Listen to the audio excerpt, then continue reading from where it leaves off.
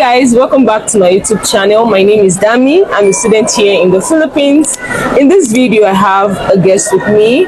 He's from Egypt and we'll be discussing why he moved here for studies. What's your name? My name is Mohammed Abuzau. Where are you from? I'm Egyptian.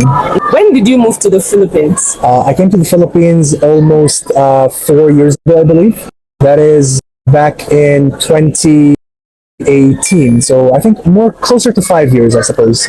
So how did you know about studying in the Philippines? Well, my brother was actually here before I was, and he was also a UC student taking up IT. And he basically told me that studying in the Philippines would be a really good opportunity. It would allow me to explore different options. It had a better curriculum than Egypt. And I wasn't really sure about nursing in the first place. Little known fact, I was actually in education first. I had an entire semester of education under my belt, but then I had to switch to nursing because education didn't feel worthwhile. Education was really, really boring. Boring for you? So that's pretty much how I got started in UC. From Egypt, you didn't plan to study nursing? Not really, no. I was actually really, really interested in medicine, but as you may know, medicine is really, really expensive. A ton of requirement and a ton of money is necessary, so I started looking into alternatives, things like pharmacology, physiotherapy, nursing, of course. And out of all of those options, nursing kind of seemed the closest that I could do to get to medicine. This, of course, led me to kind of look around the Philippines and see what kind of university I can join. And surprisingly enough, UC had a very, very competent nursing curriculum. So when I found that out and when I got bored of education, you switched to... Yeah, it seemed like the most logical step at the time.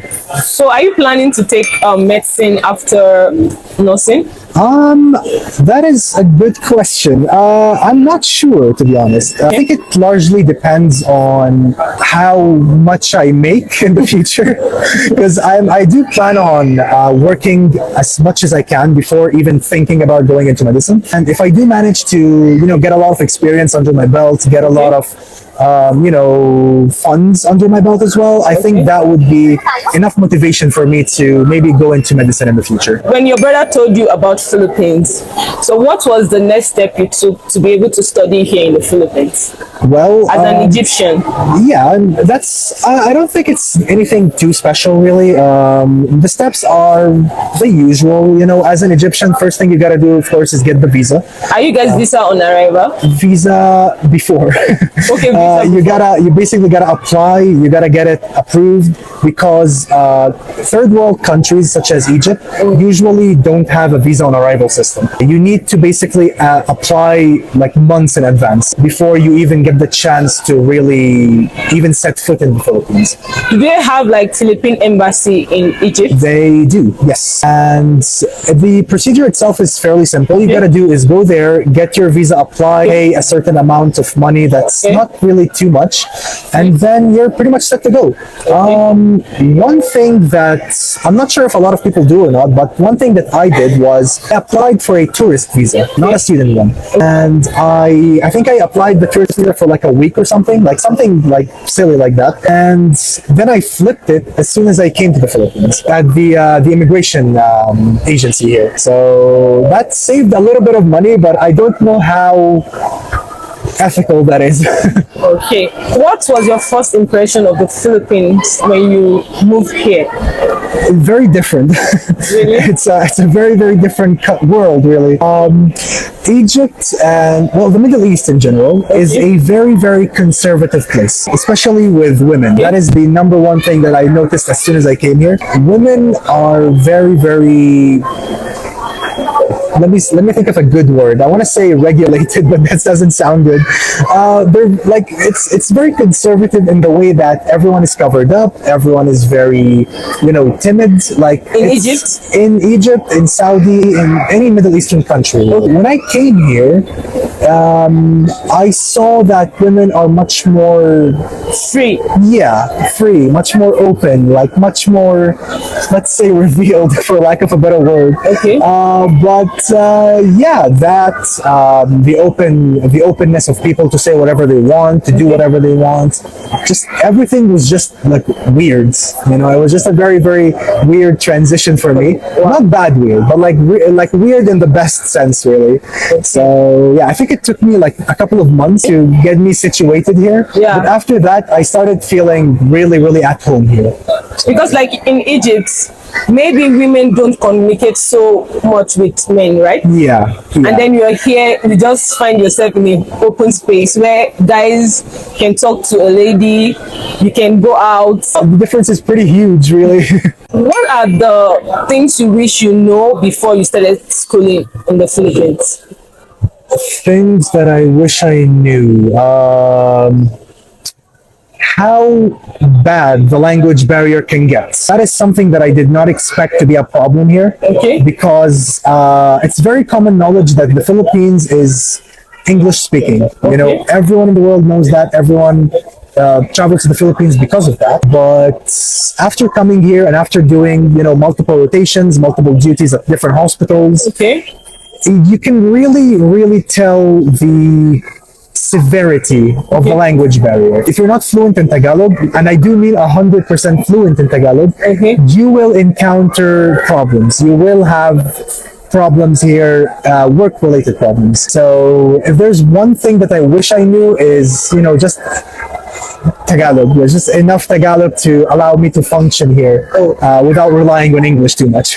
Yeah, I know how difficult this can get because I'm also a nursing student. Sometimes when you try to communicate with the locals, like some cannot really relate to you, maybe because of your accent or just one or two factors like that. So you started studying immediately you arrived, right? What can you say about the educational system as compared to schooling in Egypt? Oh, yeah, actually, I have a very good point about that.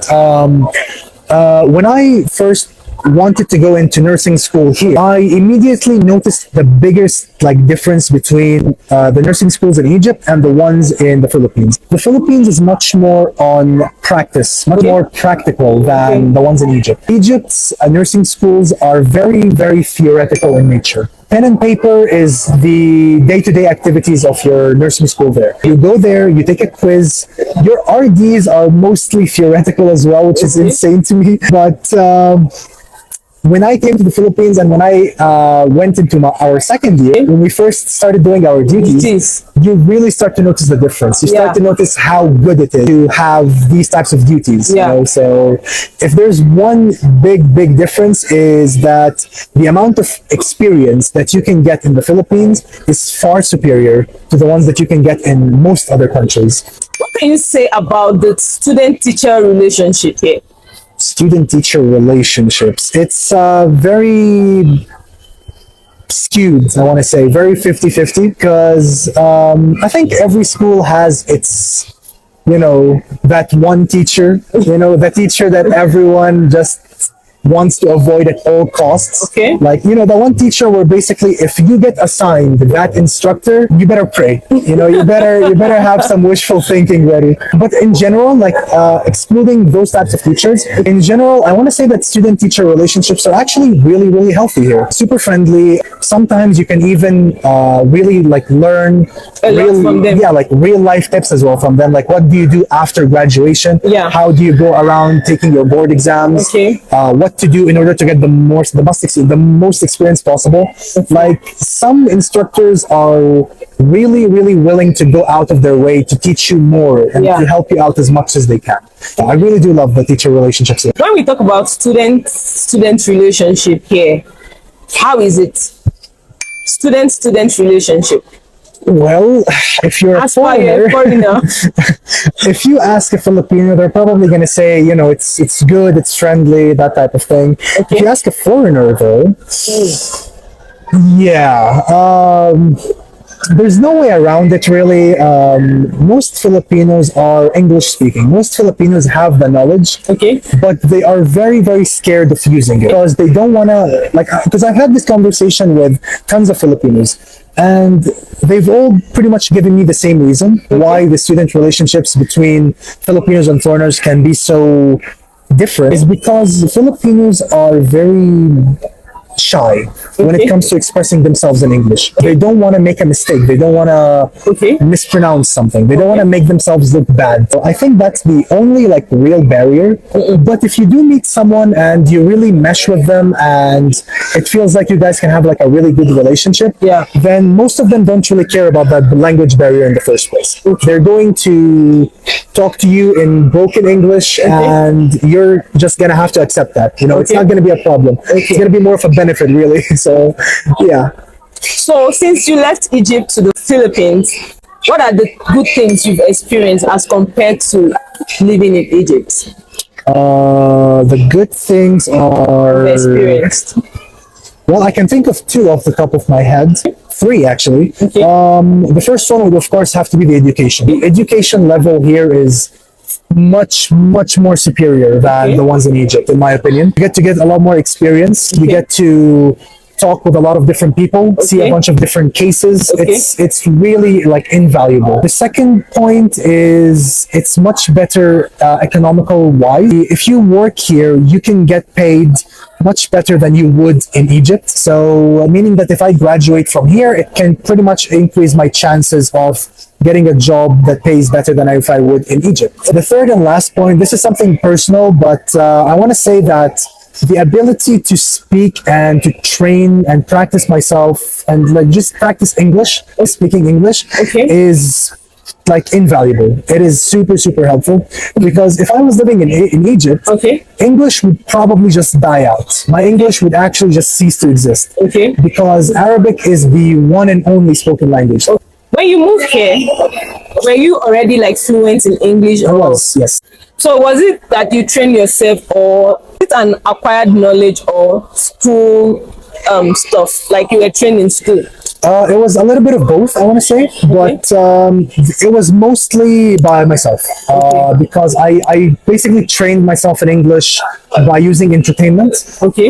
movies, TV shows, that type of thing. Okay. And school was my only place to practice speaking to an actual English speaking person because my school back then had a couple of teachers from India and Pakistan, Okay. and of course they would only speak English, so that would allow you to practice your English in like an actual environment, right? So yeah. So what do you feel like is the struggle of foreign students here in the Philippines? I mean, this is directly related to the other question as well, really. Okay. It depends on the student's situation. Okay. There are some students that would struggle with financially Okay. because they're not really expecting how much the fees are going to like pile on. Okay. You know, because you're not thinking about only university. You're also thinking about rent, Okay. the visa, the necessities in your day to day, the rides, if you ever travel outside. You basically, if you're having a really bad financial situation, then that's one thing to think about for students. So if I would say the most difficult thing for students here, probably language, to be honest. Language. Like I wouldn't because most people don't really have financial issues here. Most foreigners I've seen, Okay. they never really have financial problems per se, but they usually have language issues as the main concern. For example, some of the Arabic people that I used to know here, even though they've lived here for a very long time, Okay. their English is still quite broken, and they don't speak Tagalog either. Okay. So They always have issues. yeah, they only speak Arabic basically, and that's not really gonna allow them to Enjoy do the anything. country. Yeah, like not even just enjoy, but like, what about your university? Like you're not gonna be able to finish your course really if you don't know English. So I think we have come to the end of this interview with you, and I'm so excited you honor my invitation to share your own side of the story, because a lot of people might want to come from Egypt just so they could learn one or two, and a lot of Filipino too might want to just hear our own perspective, how we're doing in the Philippines. Are we okay? Is there something to adjust? And yeah, so thank you for coming on the channel. of course, always happy to help, and hopefully you guys are gonna get enticed enough to actually come here to the Philippines. Okay, yeah. All right, thank you.